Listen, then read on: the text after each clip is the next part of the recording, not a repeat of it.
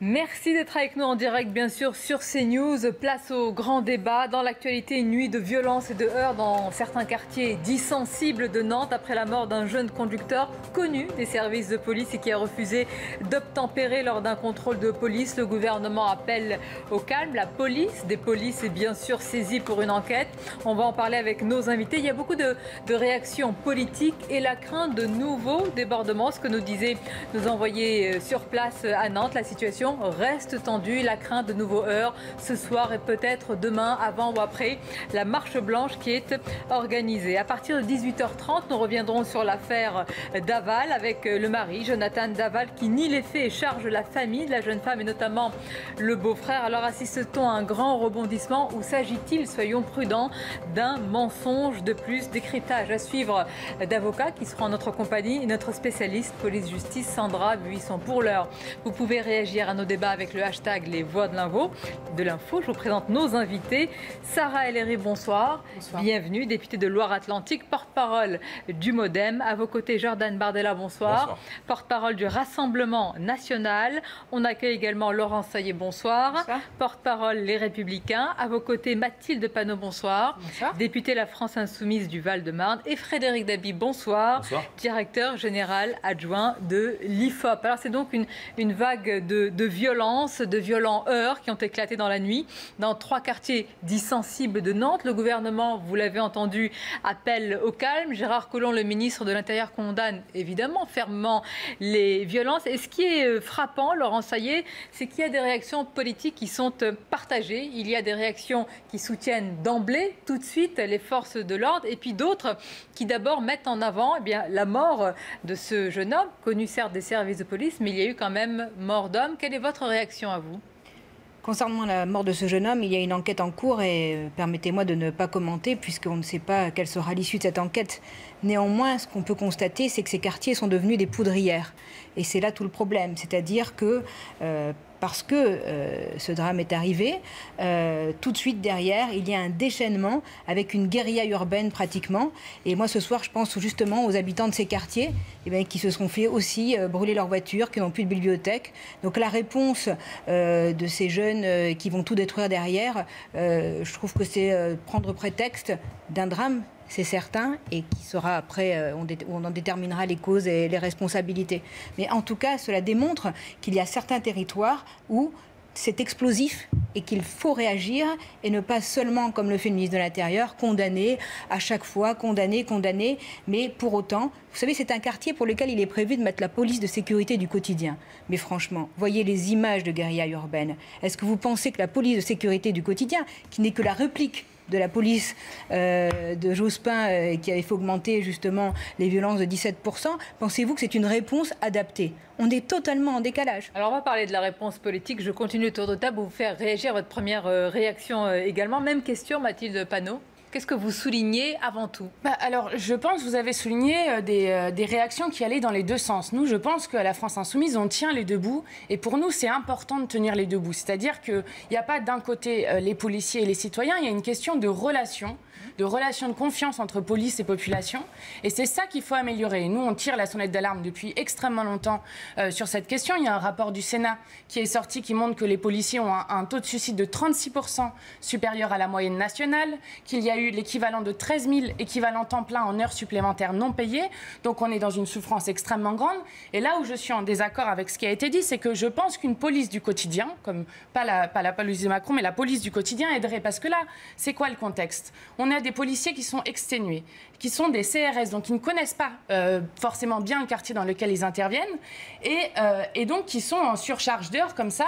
Et donc on en arrive à un drame humain qui est extrêmement grave et sur lequel il faut prendre toute la mesure de la situation. Et il faut arrêter de s'intéresser au quartier populaire seulement quand il y a un drame. Lorsque Emmanuel Macron dit « je ne veux pas faire un plan banlieue et je ferai des stages de troisième, c'est pas à la hauteur de la situation. Et à la hauteur de la situation, il faut sortir de la situation par le haut, mettre des moyens, des services publics dans les quartiers populaires et remettre des moyens aux policiers, de la formation, le récépissé sur le contrôle aux faciès, etc. etc.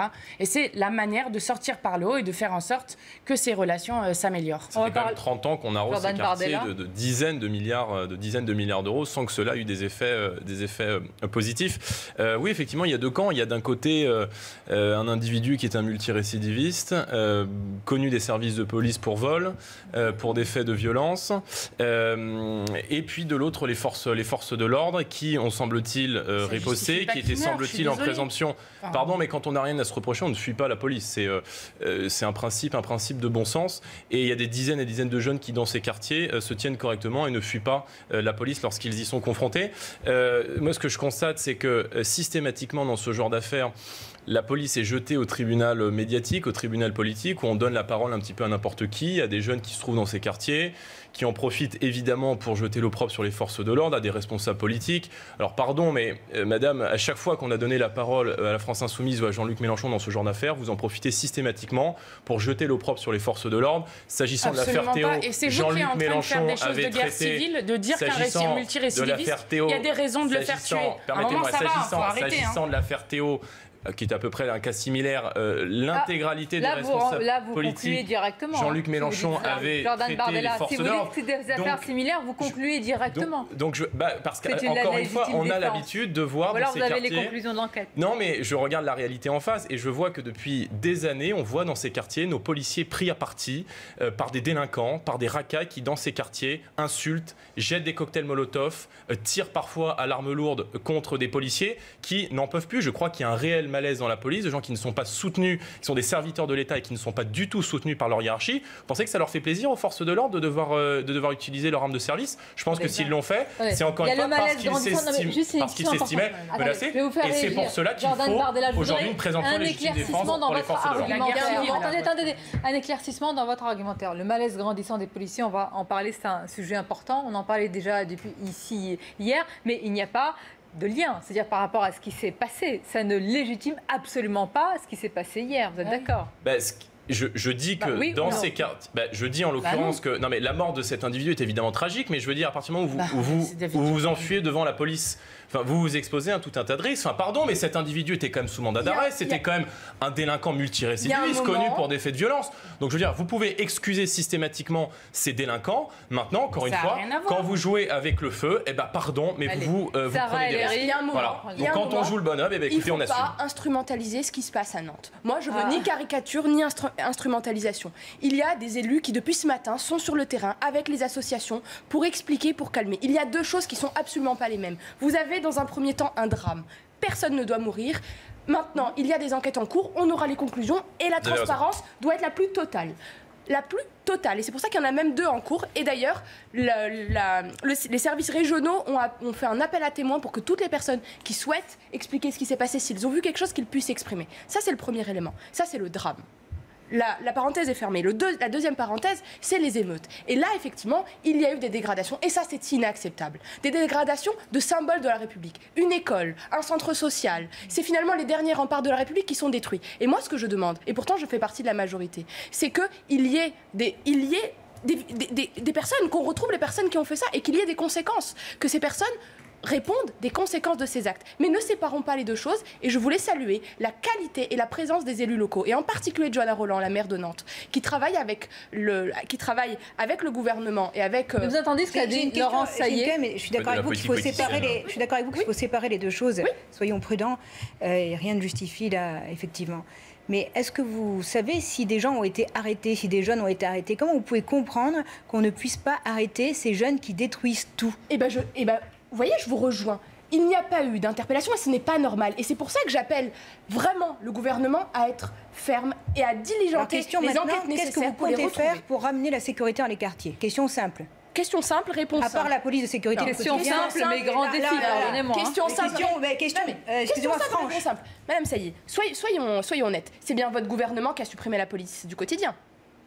Il y avait plus de 18% de délinquance avec la police du quotidien. C'est nécessaire. Il y a deux réponses. Alors comment vous expliquez qu'il y avait plus de 18% sous Jospin, puisque c'était utile? Mais parce qu'il y a deux choses. Il faut de la sécurité, parce que tous les habitants de ces quartiers ont le droit à la sécurité. C'est la première des libertés. Vous savez que dans ces quartiers, la deuxième, c'est répondre ils y vont à la Kalachnikov. Alors votre police de sécurité du quotidien, pardon. Mais attendez.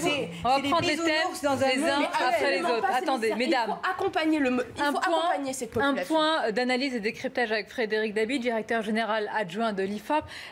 Frédéric, on va parler des différents thèmes, des moyens évidemment en force de l'ordre, des quartiers dits sensibles. Mais vous êtes une députée de Loire-Atlantique, vous nous raconterez aussi ce que vous avez vu sur ces quartiers-là et ce qui se passe. Quand il y a ce genre de situation, il y a des réactions politiques tranchées et l'opinion. Évidemment, on n'avait pas fait d'enquête sur ce sujet-là, mais il y a eu malheureusement d'autres cas ainsi. Comment l'opinion se répartit-elle quand il y a ce genre de situation? Alors c'est vrai qu'on est sur un fait divers et l'opinion ne réagit pas forcément dessus, c'est plus exploité dans le champ politique comme ça vient d'être écouté. Il y a les conséquences du fait divers, des formes d'émeutes, et là l'opinion réagit fortement. Elle avait réagi au moment de l'affaire Théo, au moment de l'affaire de Viry-Châtillon, où on avait vu une enquête IFOP où 91% des Français soutenaient les manifestations de policiers à l'époque.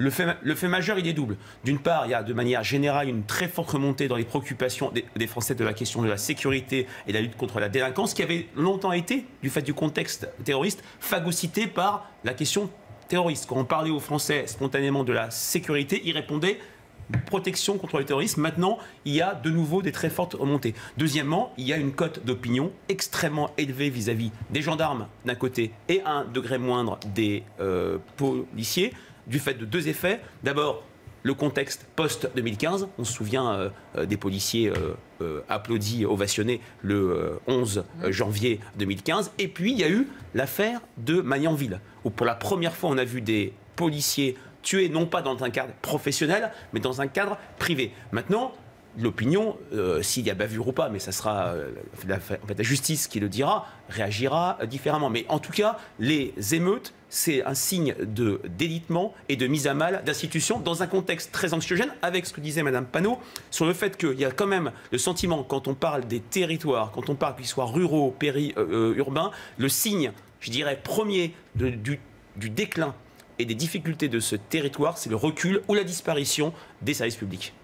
Oui, des services publics et aussi tous les thèmes sur l'emploi, etc. Il y a quelque chose qui m'a frappé, je voudrais vous faire réagir là-dessus, justement. Mathilde Panot, ce qu'a dit Laurent Saillé quand on a commencé ce débat, c'est le manque de fermeté de l'État, du gouvernement. Est-ce que vous rejoignez justement les Républicains sur ce sujet? Non, parce que sur les questions de sécurité, il doit y avoir deux volets. Il y a évidemment le volet punitif.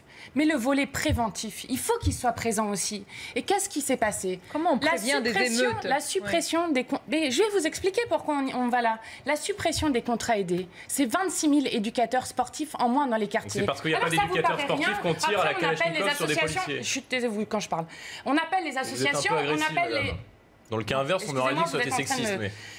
On a du temps pour le débat, vous allez pouvoir vous exprimer. On appelle les éducateurs en disant bah voilà, il faut faire des choses, il s'est passé des choses dans des quartiers. Mais est-ce qu'on ne pourrait pas réfléchir à des choses? Et moi, je vais vous parler de trucs un peu avec de la hauteur. Il y a des sociologues qui ont fait des études, des sociologues qui ont montré que plus une société est inégalitaire en termes de richesse, plus une société est violente. Et donc, il y a vraiment des choses à réfléchir, et notamment sur le fait, j'abonde tout à fait ce qui a été dit juste avant, c'est que dans les quartiers populaires et dans les zones rurales, il y a le même sentiment d'abandon, il y a les mêmes problèmes pour trouver des médecins. Donc la faute, et dans la Creuse, on tire à la Kalachnikov sur les forces de l'ordre parce qu'il y a des dizaines de familles pauvres dans la ruralité, et je peux vous dire que là-bas, on tire pas à la Kalachnikov et on tire pas au cocktail Molotov. Donc maintenant, parce qu'il y a aussi une pression migratoire dans ces territoires, vous avez une population qui vit hors de la République, qui ne se sent pas appartenir à la communauté nationale, qui a une haine à l'égard de nos forces de l'ordre, qui a une haine à l'égard de nos institutions. Non mais vous pouvez avoir les yeux grands fermés, mais ça les Français le voient bien. Et ça fait des années qu'on a déversé des milliards d'euros par la politique de la ville dans ces quartiers, sauf qu'il faut bien reconnaître que le mal dans ces quartiers, il n'est pas économique, il est d'abord culturel et même culturel. Vous voulez la guerre civile, moi je vais la payer, le vivre ensemble. C'est pas en fermant les yeux que vous aurez la paix. Très clairement, j'ai été souvent choquée de la position de la France insoumise par rapport justement à la thématique des policiers. Et d'ailleurs, quand je vois que Mme Obono a participé à une rencontre police partout, justice nulle part, ça m'a beaucoup choquée. Je crois que la France insoumise s'est éloignée de ses positions, non? Vous-même également? C'est pas très clair.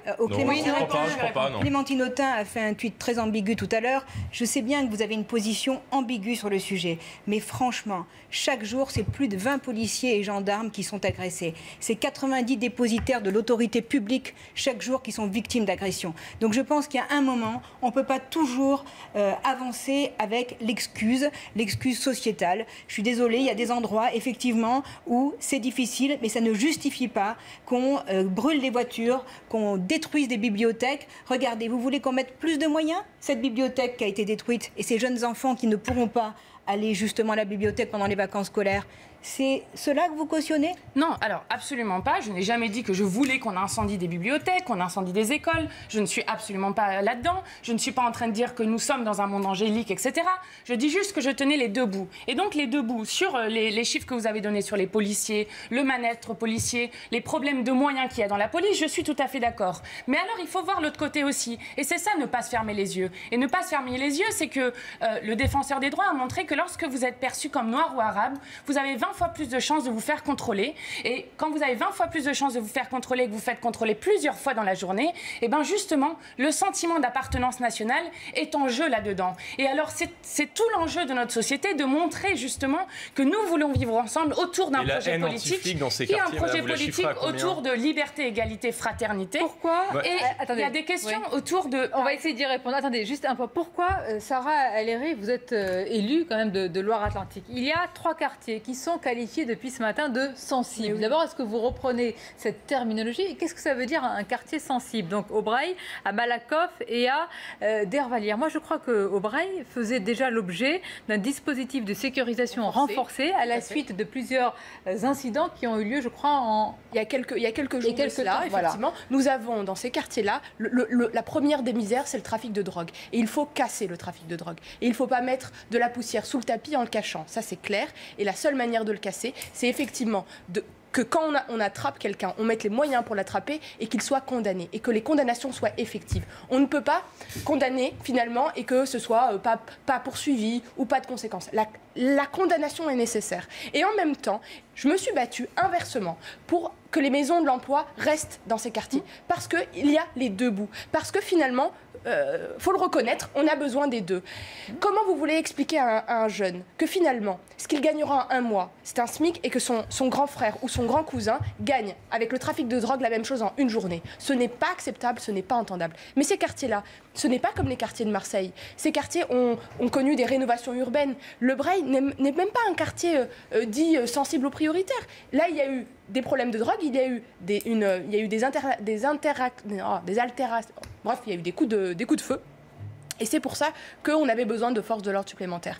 À Malakoff et à Bellevue, oui, nous avons des besoins supplémentaires. Oui, c'est une population où, effectivement, la question économique est une question grave, est un vrai sujet. Et c'est pour ça que la police, du sécurité du quotidien est nécessaire. Pardonnez-moi, on va vous couper. On a justement l'avocat des parents de celui qui a été tué hier à Nantes, qui s'exprime. Qui va s'exprimer. Ça module bien? Oui, c'est bon.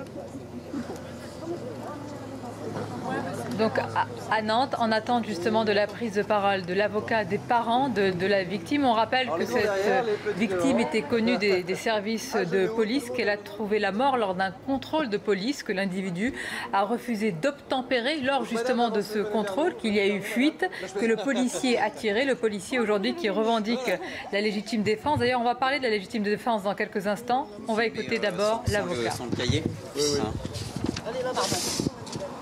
C'est bon pour le son?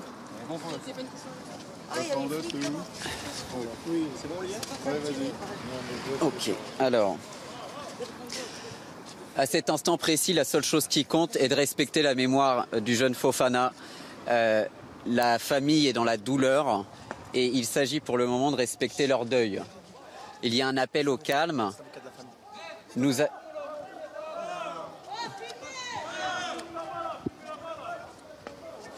On fait quoi? On reprend? À cet instant précis, la seule chose qui compte est de respecter la douleur de la famille. Aboubacar Fofana était un jeune homme très apprécié dans son quartier. Nous disposons actuellement d'éléments insuffisants pour nous positionner. Nous veillerons néanmoins à ce que l'enquête soit menée de manière impartiale et objective, car seule compte la vérité. La famille de M. Fofana invite tous les Nantais et tous les Français qui veulent partager leur peine à une marche blanche demain à 18 h sur le lieu des faits. Merci. À 18 h. J'en ai terminé, messieurs et mesdames. C'est une prise de... Je ne répondrai pas aux questions. Même en off? Voilà pour cette prise de parole de l'avocat des parents de la victime, donc on connaît le nom, Aboubacar Fofana. Prise de parole rapide de l'avocat qui a rappelé qu'il y avait une marche blanche donc demain à 18h dans l'un de ses quartiers à Nantes et qui n'a pas donné plus de précision pour l'heure en tous les cas sur la position, en tous les cas la position qui va ensuite être développée de la part des parents et de la famille. Je voudrais revenir sur un point important. Jordan Bardella, vous avez dit tout à l'heure que ce serait important dans cette enquête, vous avez dit qu'il y a une haine anti-flic. Est-ce à dire aujourd'hui que quand il y a une situation comme celle-là, un drame, malgré tout comme celui-là, il y a tout d'abord une présomption de culpabilité sur les policiers selon vous ? Je crois qu'il va y avoir une présomption de légitime défense, oui. Je crois que la situation, je crois qu'il y a un véritable cri d'alarme de la part des policiers qui travaillent dans ces quartiers, qui ne sont absolument pas soutenus de la part de l'État, qui sont livrés à la loi de la jungle, de la part de gens qui foutent le bordel, qui sont systématiquement les mêmes dans ces quartiers. S'agissant de l'individu qui a été abattu, oui, la mort est triste, mais il était un multirécidiviste. Encore une fois, il était un délinquant qui était sous mandat d'arrêt. Donc je veux bien, moi, si vous voulez, qu'on ait à chaque fois des larmes de crocodile à l'égard des personnes qui sont dans ces quartiers. Mais je veux dire, oui, il y a une violence contre les forces de l'ordre. Oui, nos forces de l'ordre sont dépassées. Ils sont systématiquement insultés, pris à partie. Et je crois que avant de rétablir le vivre ensemble, il faut rétablir le vivre en paix. Et il faut appliquer la loi. Il faut faire respecter l'ordre dans ces quartiers. Vous avez parlé du trafic de drogue. Je vous rejoins là-dessus. Maintenant, vous êtes au pouvoir. Il faut quand même rappeler que Nicolas Sarkozy avait supprimé 12 500 postes de policiers et gendarmes. Il faut aujourd'hui rétablir des peines planchées, supprimer les remises automatiques de peine. Je n'ai pas entendu le Premier ministre là-dessus. C'est vous qui avez supprimé...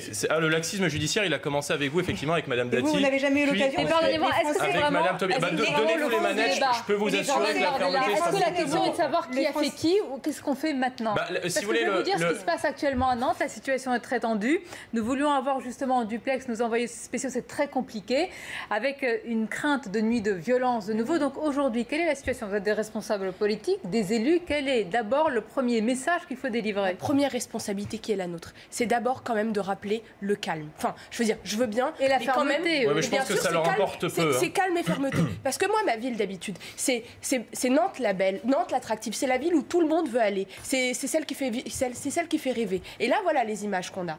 Des images, effectivement, d'émeutes. Et peut-être ça risque de repartir. Donc moi, ce que je souhaite, c'est d'abord du calme, d'abord pas d'amalgame et reprendre les faits. Mais ça, ce sont des mots, madame, ça, ce sont des mots. Moi, je me souviens, voyez, moi, je me souviens. Ce que je comprends pas, c'est qu'à chaque événement... Je me souviens, regardez, moi, je suis élu en Seine-Saint-Denis, j'ai grandi dans le 93, et je me souviens des émeutes de 2005, où on s'est dit, on va appeler au calme, on va appeler au vivre ensemble, au pas d'amalgame, à la pas de stigmatisation, et ça s'est terminé avec l'état d'urgence. Est-ce que vous voulez quoi, la stigmatisation et l'appel? Non, je voudrais que vous remettiez, et je pense que c'est ce qu'attendent aussi les habitants dans ces quartiers, c'est que vous remettiez de l'ordre et que vous fassiez la tolérance zéro. Déjà, pour vous répondre, monsieur, nous avons rendu la France en 2012 en bien meilleur état qu'en 2017. C'est pour ça que vous n'avez pas été réélu, tout à fait. Mais arrêtez de couper tout le temps tout le monde, c'est insupportable. Laissez-moi finir. Est-ce qu'on peut aller sur le fond? Je vous trouve un peu agressive à mon égard depuis le début de l'émission. Calmez-vous, ça va bien se passer. Ça y est. S'il vous plaît. Arrêtez. Ce que je voulais vous dire, c'est que si les Français ne vous ont jamais mis au pouvoir, il doit y avoir une raison. Alors, arrêtez avec le passif éventuel de la droite, essayez déjà, vous, d'avoir un actif. Par ailleurs, pour vous concernant, puisque vous êtes au pouvoir, j'aimerais savoir concrètement, à part des appels au calme et à part des incantations comme Emmanuel Macron sait le faire, mais enfin il prend très peu position sur les sujets régaliens, et heureusement que vous êtes là pour le faire, mais à part dire qu'il faut revenir au calme, et à part votre police de sécurité du quotidien qui ne va pas résoudre les choses, qu'est-ce que vous proposez pour remettre de l'ordre dans les quartiers, à part la construction éventuellement, et encore, il n'a pas fait de plan banlieue? J'aimerais savoir, parce que c'est la question que les Français se posent. 7 Français sur 10 ne font pas confiance au président de la République pour rétablir l'ordre. Alors vous, essayez de nous convaincre ce soir, quelles sont vos propositions concrètes? Répondre de manière très très concrète. Alors vous, peut-être vous ne croyez pas à cette police du quotidien, moi j'y crois. Parce que c'est en étant au cœur et au plus proche que déjà on apporte une première réponse. Et là, combien de quartiers, s'il vous plaît? Aujourd'hui, il y en a 30 en France qui sont en expérimentation. Il y en a 3 en Loire-Atlantique en particulier. Ensuite, il y a un deuxième volet. Le seul volet qui existe et qui est réel, c'est rétablir un esprit de nation. C'est que tout le monde se sente appartenir à la même communauté nationale. Et pour ça, vous avez plusieurs choses. D'abord investir... Mais bien sûr, concrètement, pour la sécurité... D'abord, rétablir à l'école. Sarah Ellery, Laurent Saillet vous dit il y a des voitures brûlées, il y a des violences, il y a des habitants, et on va les écouter dans quelques instants. Comment, là, tout de suite? Attendez, il y a des habitants qui ne supportent plus ce qui est en train de se passer et qui sont d'ailleurs, il faut le rappeler, les premières victimes de ça. Qu'est-ce qu'on fait pour ces gens-là aujourd'hui? De l'exemplarité, c'est-à-dire que les personnes qui ont participé aux émeutes et qui ont participé aux violences, il faut les interpeller et il faut qu'ils soient condamnés et fermement condamnés, parce que l'exemplarité est la première des conditions pour le rétablissement. Donc vous êtes pour le retour des peines planchées? Attendez, pour tous ceux qui sont contre les dépôts. Ça y est, attendez. Un thème à la fois, s'il vous plaît. Attendez, fermeté, attendez, Laurent Saillet, s'il vous plaît, pas tous en même temps. Fermeté, nous allons voir également ce que vous proposez, parce que vous aspirez, je pense, à revenir au pouvoir. Mathilde Panot, je vais vous poser la même question que j'ai posée tout à l'heure à Jordan Bardella. Quand il y a une situation comme celle-ci, c'est important aussi de voir la réaction des politiques et des responsables que vous êtes. Est-ce que vous attendez évidemment toute la transparence de la police, des polices, ou est-ce que certains disent que quand il y a un acte comme ça, eh bien, il y a une forme de présomption de culpabilité sur les policiers? Non. Pas du tout. C'est pas votre cas. Ce qui est la loi, c'est que lorsqu'un policier utilise son arme, et ça arrive dans tous les cas lorsqu'un policier utilise son arme, eh ben la loi prévoit qu'il y ait un rapport qui soit fait pour savoir si le policier a bien utilisé son arme dans le cadre de la loi. Donc ça, c'est une procédure tout à fait normale. Vous aviez demandé tout à l'heure quelle devait être la première parole d'une politique sur cette question. La première parole, je pense, d'une politique sur cette question, c'est de dire, c'est vrai, il n'est pas normal que sur un banal contrôle d'identité, quelqu'un soit tué. C'est la première des choses. Donc il faut apporter des réponses sur cette question. Que s'est-il passé? Peut-être qu'effectivement il a reculé. Il y a deux versions des faits. Peut-être qu'effectivement lorsqu'il a reculé, il y avait effectivement des enfants et un policier derrière. D'autres disent qu'il n'y avait personne derrière et qu'il était déjà immobilisé et donc qu'il était possible de l'appréhender sans lui tirer dans le cou. C'est sur ça qu'il nous faut des réponses, parce qu'il faut comprendre ce qui se passe dans les quartiers. À un moment, moi je veux bien que vous disiez que tous ces délinquants, c'est pas grave qu'ils soient morts parce que c'était un délinquant, mais vous vous rendez compte de ce que vous êtes en train de dire? Non, j'ai pas dit ça, madame, mais je dis que quand on prend des risques, quand on s'enfuit devant la police, eh ben oui, écoutez, on s'expose à des risques. Voilà. Quand on est honnête, quand on a été élevé correctement, on ne s'enfuit pas devant la police. Écoutez, c'est ce qu'on verra sur le rapport, parce que ça, ce n'est pas encore... Oui, comme on l'a vu sur l'affaire Théo, comme on l'a vu à Champigny. Attendez, on ne va pas confondre toutes les affaires, chacune est différente, et on va attendre le rendu, les conclusions de l'enquête. Attendez, je voudrais faire un point et vous allez développer votre argumentaire. Depuis tout à l'heure, il y a deux items qui sont essentiels, Frédéric Dabi. Vous avez rappelé l'attachement des Français à ces sujets-là. Sécurité, fermeté, mais fermeté pour leur sécurité, justement. Est-ce que cet exécutif-là, et là, il s'agit à la fois de Gérard Collomb, de Nicole Belloubet et évidemment du Premier ministre et du Président de la République, est-ce que sur ces sujets-là, qui sont des sujets éminemment régaliens, est-ce que le gouvernement est reconnu comme étant solide, compétent et justement sur le front? Il est plutôt reconnu comme peu présent sur ces sujets. On l'a vu sur la question de transformation du pays, sur des réformes économiques. C'est vrai que sur les questions sociétales et sur la question de la sécurité, les Français n'ont pas vu grand-chose. Je n'ai pas de chiffre de 70%, mais on est plutôt en termes de confiance à Emmanuel Macron pour assurer la sécurité des Français au niveau à l'étiage qu'avait François Hollande à la fin de son mandat, qui n'était pas négligeable puisque les Français lui avaient été reconnaissants de sa gestion des attentats. Là, on est quand même sur un sujet qui voit se réactiver un clivage soi-disant de l'ancien monde, mais qui est toujours là, un clivage gauche-droite entre fermeté d'un côté, l'idée que la délinquance n'aurait pas lieu, ou il y aurait moins de délinquance s'il y avait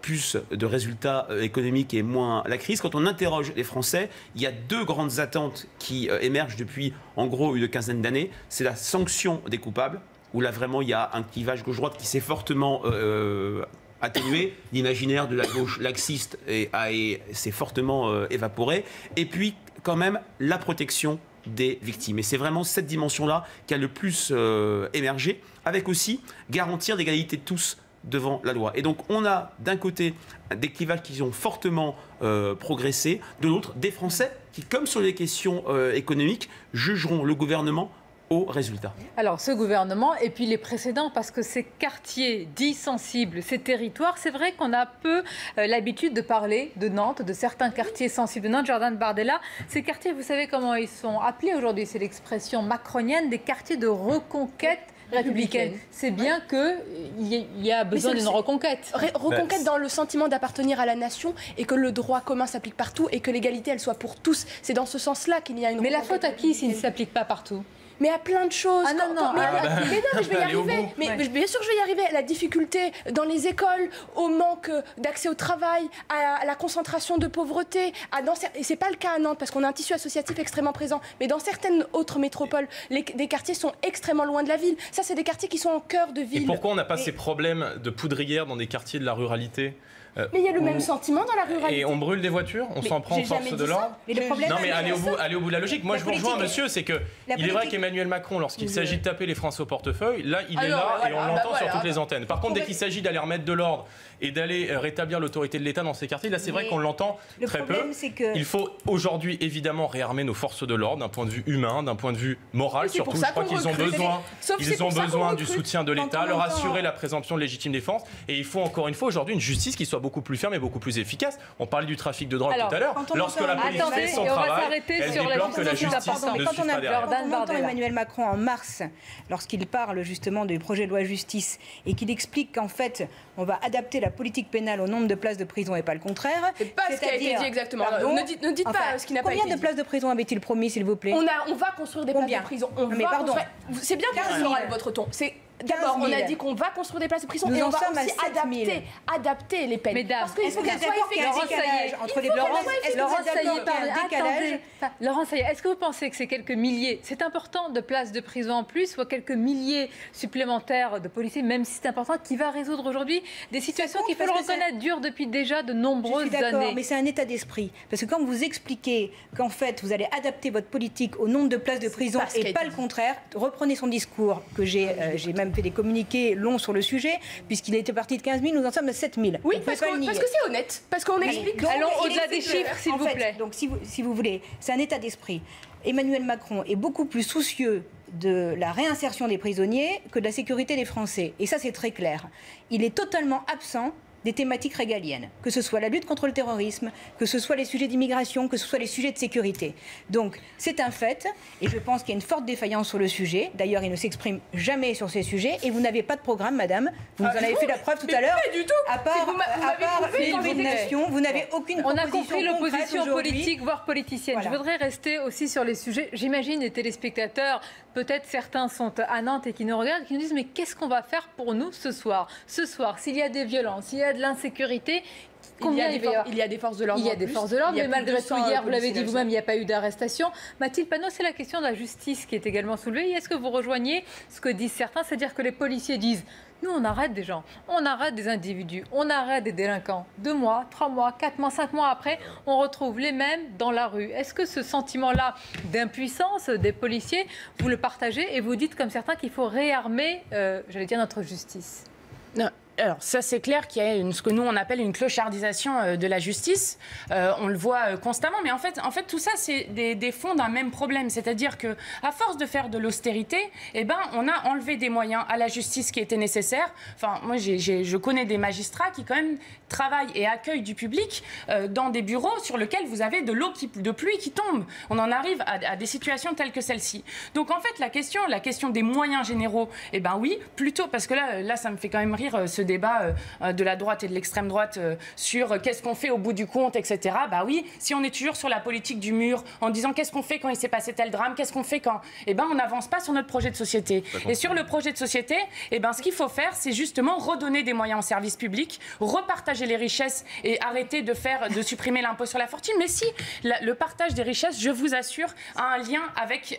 quand vous êtes dans un quartier populaire, quand vous êtes dans un quartier populaire, où vous avez 30% de réussite au bac, alors que la moyenne nationale, c'est 80%. Que vous n'avez pas d'emploi à la clé, surtout quand vous marquez l'adresse du quartier populaire dans lequel vous travaillez. À la fin, oui, ça crée des problèmes de société et pas des problèmes individuels. Mais vous n'avez pas répondu sur la justice. Et donc, l'ascenseur social fonctionne moins bien en ruralité que dans les... L'ascenseur social fonctionne moins bien en ruralité, justement, que dans les quartiers. Écoutez, regardez ce qui se passe, sur place. Nous voulions avoir en duplex notre envoyé spécial Vincent Fahandèche qui est au quartier qui est au Breil. On n'a pas pu l'avoir en duplex, mais il est en ligne avec nous. Vincent, on dit que la situation est tendue ce soir. L'avocat des parents de l'homme qui a été tué hier s'est exprimé, rappelé qu'il y aura une marche blanche demain à 18h. Qu'est-ce que vous pouvez nous dire à l'heure actuelle de la situation, là où vous vous trouvez déjà ? Eh bien, effectivement, nous sommes au quartier rue des Plantes, au quartier du Breil.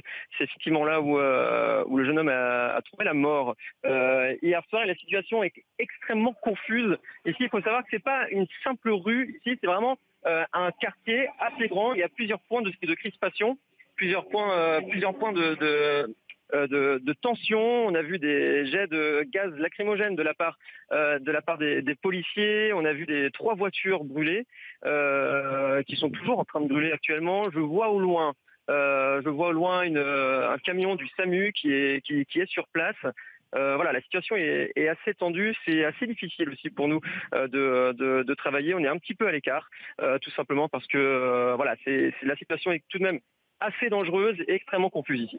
Voilà, réaction en direct de Vincent Farandès qui se trouve sur place. Nous parlons depuis tout à l'heure et c'est important. Vous avez dit les moyens, le long terme et le court terme. On va écouter les réactions des habitants. Sarah Ellery, députée de Loire-Atlantique. Que répondez-vous à cela? Rien de plus douloureux que de voir un drapeau par terre. Voilà. La République, elle éduque, elle protège, elle permet de s'émanciper, elle permet de rêver à mieux demain. Et aujourd'hui, ces quartiers-là, quand je vais rentrer chez moi, ces quartiers auront tout quand même plus de mairie annexe. Ce quartier en particulier n'aura plus de bibliothèque. Et c'est ça qui est malheureux. Et quand j'entends cette violence dans nos échanges, il ne faut pas en rester là. Il faut répondre à court terme et il faut répondre à moyen et long terme. Et oui, alors peut-être que beaucoup n'ont pas envie de l'entendre aujourd'hui, mais l'éducation, l'accès à l'emploi seront des réponses à moyen et à court terme. Frédéric Dabi, est-ce que ces sujets-là, à part fermeté, répression, etc., est-ce que ce sont des sujets que les Français entendent et comprennent par rapport à l'urgence de certaines situations et l'urgence dans certains quartiers comme ceux que l'on décrit actuellement?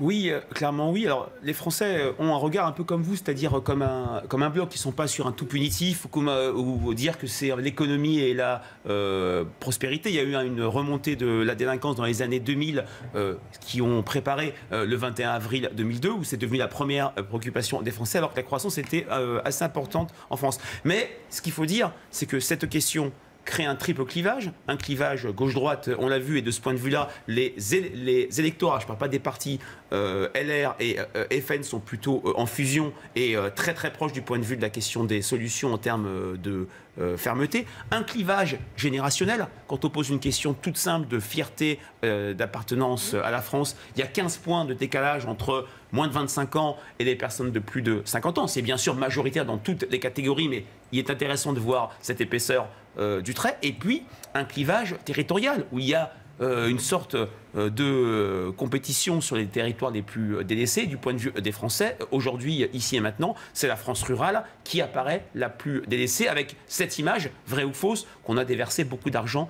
dans les banlieues, ce qui fait que l'abandon ou la mise entre parenthèses du plan Borloo n'a pas eu de conséquences particulières pour une majorité de Français. Je vais vous laisser réagir. Je voudrais juste qu'on écoute, parce qu'on vient de recevoir également les réactions d'habitants, tout simplement, de différents quartiers à Nantes. On les écoute. Je savais déjà un petit peu ce qui se passait. Pas ici, parce que j'avais vu Breil, ça avait bougé un petit peu. Malakoff, mais je ne m'attendais pas à ce qu'ici, ça bougeait comme ça aussi. Un peu choqué, parce que c'est quand même détruire ce qui nous appartient à nous, et c'est ce qu'on paye avec les impôts, quoi. Ça me choque un peu, oui. Ouais, la mairie est brûlée, les commerçants sont cassés, et la bibliothèque est détruite. C'est un peu lamentable, quoi. Il faudrait plus de sécurité, je pense, à mon avis. Ça me choque parce que je suis dans le quartier, je suis ce bâtiment à côté.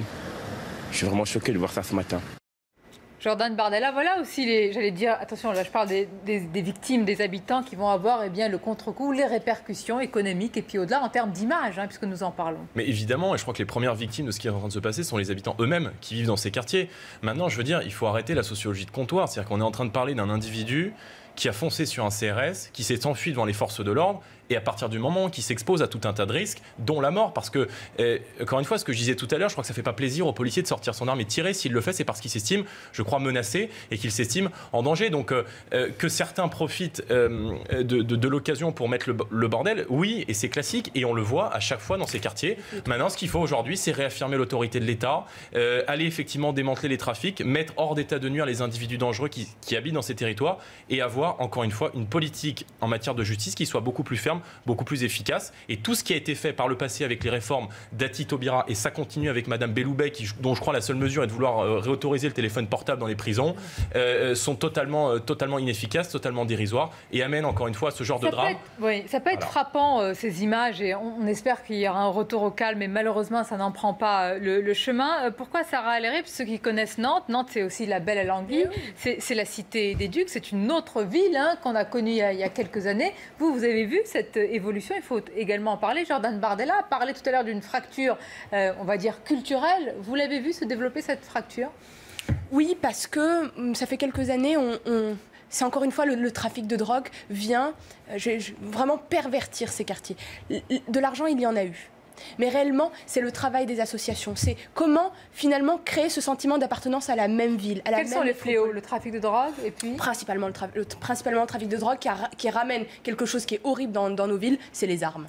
Et c'est pour ça que le mois dernier, on a eu en tout 3 quartiers où il y a eu à chaque fois 1 ou 2 blessés. C'est ça le pire, c'est le sentiment de sécurité. Là, ces personnes, les personnes qui vivent dans ces quartiers, il ne faut pas oublier que ces quartiers sont presque au cœur de ville chez moi. Enfin, il y a le busway, il y a le tramway. On n'est pas en dehors, on n'est pas à 3 km ou à 4 ou à 5 ou à 20. On est dans le cœur de ville. Et c'est une ville qui va bien. C'est une ville qui est attractive, où les gens ont envie de venir vivre chez nous.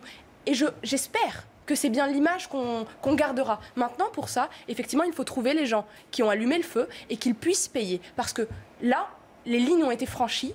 Il ne faut pas accepter ou tolérer que personne ne soit interpellé. Je vais tous vous laisser conclure. Prenez votre temps par rapport à ce qui peut se passer ce soir. On l'a dit, on l'a vu avec Vincent Fandès qui est sur place au Breil. Situation tendue, des voitures brûlées. Les appels au calme ne suffisent pas. Quand vous avez demandé plus de fermeté, Laurent Saillet, ça doit passer par quoi concrètement par rapport à ce soir? Oui, moi je pense qu'il faut donner les moyens aux policiers d'agir. Là, on a vu qu'il y avait une baisse de 7% des moyens de la police et de 10% de la gendarmerie en termes de matériel. Et donc là, c'est une véritable difficulté. Donc leur donner les moyens d'agir. Plus de places de prison, oui ça compte, parce que c'est aussi le moyen, c'est un état d'esprit pour expliquer que c'est tolérance zéro maintenant, les peines planchées et bien sûr le retour à la responsabilité pénale à 16 ans, parce que ce seront souvent des jeunes qui n'ont pas 18 ans et qui font un tour au commissariat et qui en ressortent. Voilà, parmi les 3 propositions, mais ce que je souhaite aujourd'hui, c'est qu'il y ait une véritable prise de conscience d'Emmanuel Macron par rapport à la véritable situation du pays, parce que justement vous dites que là ça va bien. Alors imaginez les quartiers où ça ne va pas. Mais simplement, on a un bandeau devant les yeux. Regardez le quartier près de Toulouse, dans lequel la police ne rentrait plus, on l'a dénoncé il y a un mois, et les journalistes ne rentraient plus. Qu'est-ce qu'on a fait derrière? Rien. Donc maintenant, il faut que ça s'arrête, parce que sinon, là, on a vu, c'est une petite poudrière. Mais déjà, regardez le résultat. Donc imaginez dans les quartiers où ça va encore plus mal. Il en va de la sécurité des concitoyens. Mathilde Panot. Oui, moi pour conclure, j'ai travaillé 10 ans dans ce qu'on appelle les quartiers difficiles en association. J'ai vu les moyens des associations baisser, j'ai vu des associations fermer, j'ai vu des associations arrêter leurs activités à cause des contrats aidés. Je suis assez horrifiée dans la discussion qu'on parle des habitants des quartiers populaires en leur décrivant avec des kalachnikovs, etc. Dans les quartiers populaires, il y a une richesse incroyable. Il y a plein de gens qui ont juste envie de vivre tranquillement avec leur famille dignement. Et on les a entendus. Et qui ne peuvent pas vivre dignement et qui ne peuvent pas vivre dignement dans les quartiers actuellement, du fait notamment que l'État a énormément reculé dans ces quartiers-là. Donc moi, je pense que s'il y a des choses qu'il faut ressortir de ces multiples crises, parce qu'en fait, c'est même pas ce drame-là, en fait, aujourd'hui. C'est si on veut qu'on puisse, dans les années qui suivent, puisse vivre ensemble correctement et dignement, eh ben, il faut mettre l'argent sur la table et l'argent du plan Borloo, notamment. Avant de vivre ensemble, il faut pouvoir vivre en paix et il faut encore une fois avoir la plus grande des fermetés avec ceux qui mettent le bazar dans ces quartiers. J'en ai pas parlé tout à l'heure, mais peut-être en allant supprimer aussi les aides sociales aux parents de mineurs récidivistes lorsqu'il y a une carence éducative manifeste. Oui, je sais que la fermeté vous effraie, vous avez développé mais je pense que ça ferait pas de mal au pays. Et vision. Sarah El-Haïry, vous allez rester évidemment attentive à ce qui va se passer. Vous allez rentrer sur place. Évidemment, peut-être que demain, on aura l'occasion d'en reparler. Évidemment, merci pour ce débat, sur cette situation qui reste tendue. Merci à vous. Restez avec nous sur CNews. Autre sujet dans l'actualité dont nous allons parler avec prudence, c'est l'affaire Daval et les suites de l'affaire Daval, avec Jonathan Daval qui nie les faits. Alors, s'agit-il d'un grand rebondissement dans cette affaire ou d'un énième mensonge? Décryptage à suivre. À tout de suite.